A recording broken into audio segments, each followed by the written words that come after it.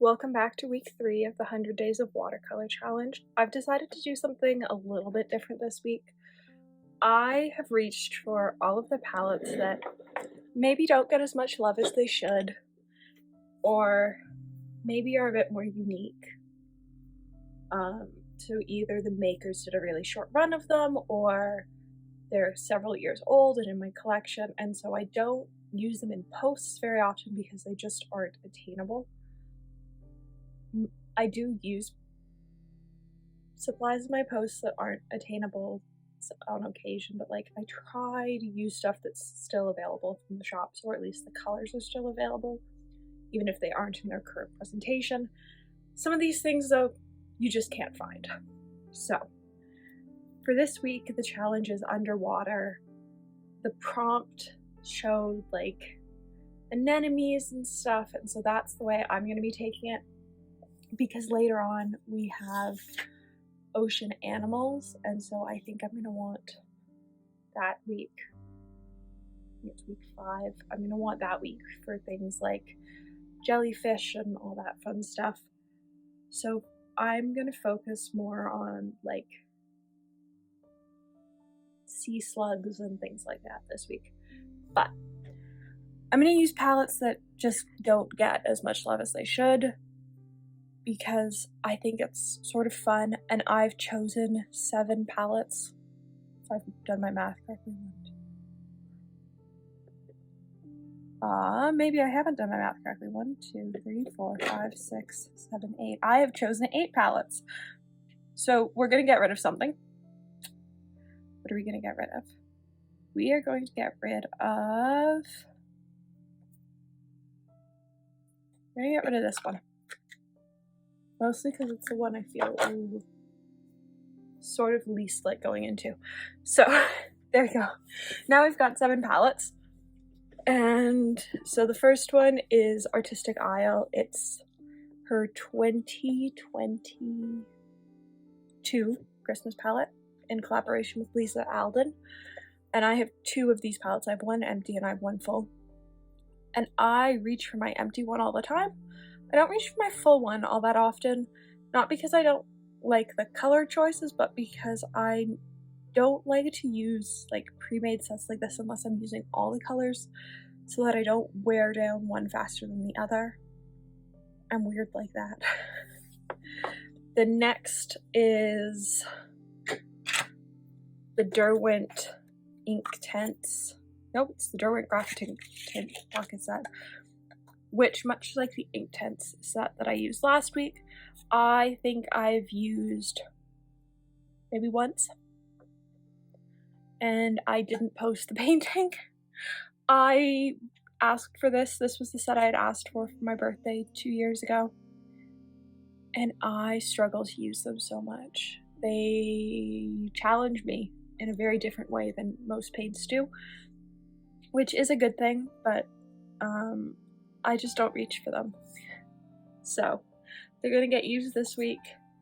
Next up is a very, very old Cosmic Creations palette.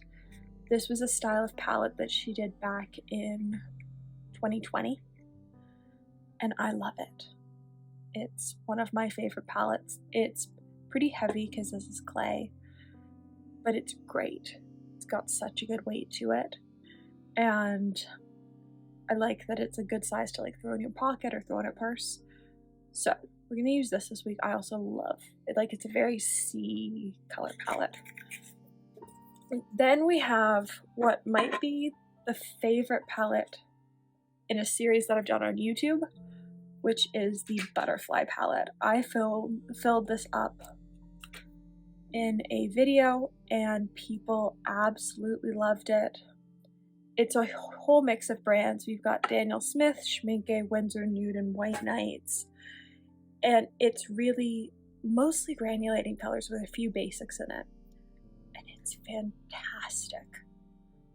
I use it pretty frequently. I think I've topped up a couple colors in it.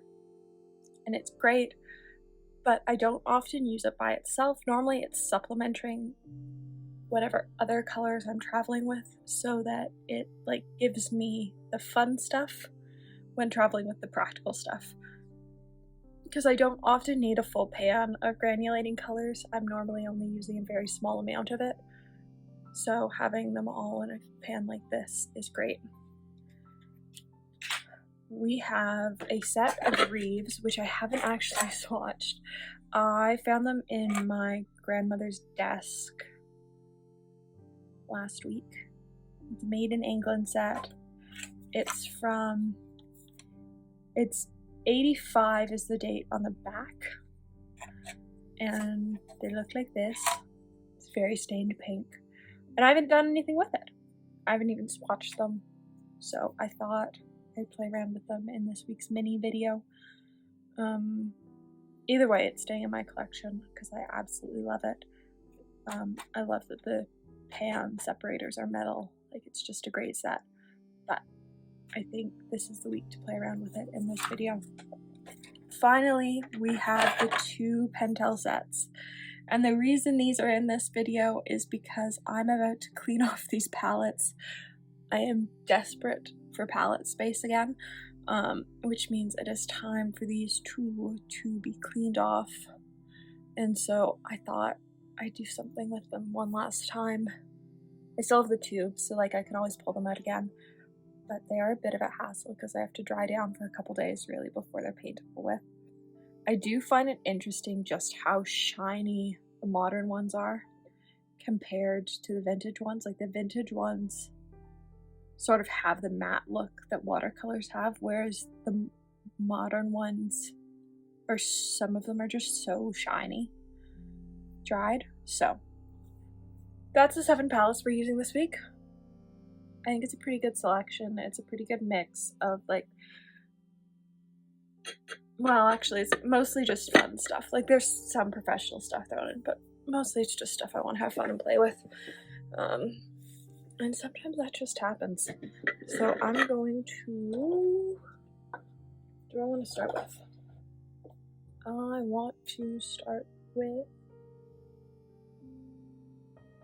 I want to start with Graphatint. Mostly because I know that I don't like them.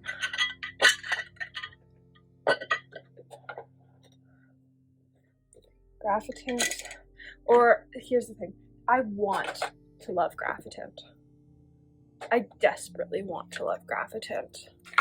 It is something that I want to love, and I, for whatever reason, can't, and that makes me really sad.